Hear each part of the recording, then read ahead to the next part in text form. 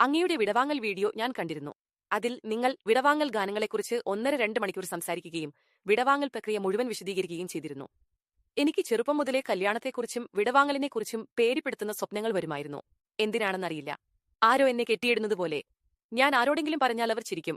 എന്നിട്ട് പറയും, ഇതൊക്കെ പെൺകുട്ടികളുടെ സുവർണ സ്വപ്നമല്ലേ, നിനക്ക് എന്തിനാണ് പേടി? അപ്പോൾ ഞാൻ ആളുകളോട് ചോദ്യങ്ങൾ ചോദിക്കുന്നത് നിർത്തി. നിങ്ങളുടെ ആ വീഡിയോ ഞാൻ കണ്ണെടുക്കാതെ കണ്ടിരുന്നു. അതൊരു ദിവസമായിരുന്നു. ഇന്നൊരു ദിവസമാണ് ആചാര്യജി. ഞാൻ ഒരു പുസ്തകവും വിട്ടുകളഞ്ഞിട്ടില്ല, ഒരു വീഡിയോയും വിട്ടുകളഞ്ഞിട്ടില്ല. ഒരുപാട് വ്യക്തത ലഭിച്ചിട്ടുണ്ട്. ജീവിതം മാറിമറിഞ്ഞു.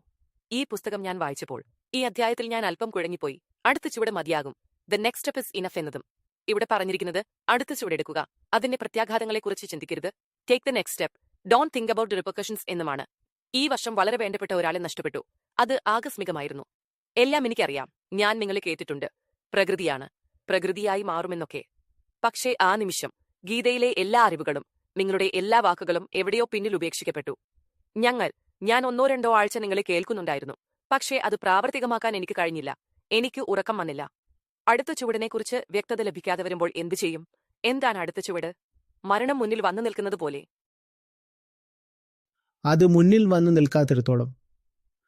അടുത്ത ചുവട് മുന്നിൽ എന്തെങ്കിലും നിൽക്കുമ്പോൾ മാത്രമേ അറിയാൻ കഴിയുകയുള്ളൂ. മുൻകൂട്ടി അറിയാൻ കഴിയില്ല. അതുകൊണ്ടാണ് പറഞ്ഞത് അടുത്ത ചുവട് മതിയാകുമെന്ന്. The next step is enough. ദുഃഖം വന്നിട്ടുണ്ട്. സ്വന്തമായിരുന്ന ഒരാൾ മരിച്ചുപോയി. അപ്പോൾ കരയുന്നതിലെന്താണ്?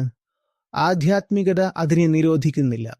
അതിൽ സ്വയം പറയുക, ഒരാൾ വിടവാങ്ങിയപ്പോൾ ഞാൻ ചിരിക്കും, നൃത്തം ചെയ്യും, അല്ലെങ്കിൽ അതെന്നെ തീർത്തും ബാധിക്കപ്പെട്ടില്ല എന്ന പോലെയിരിക്കും.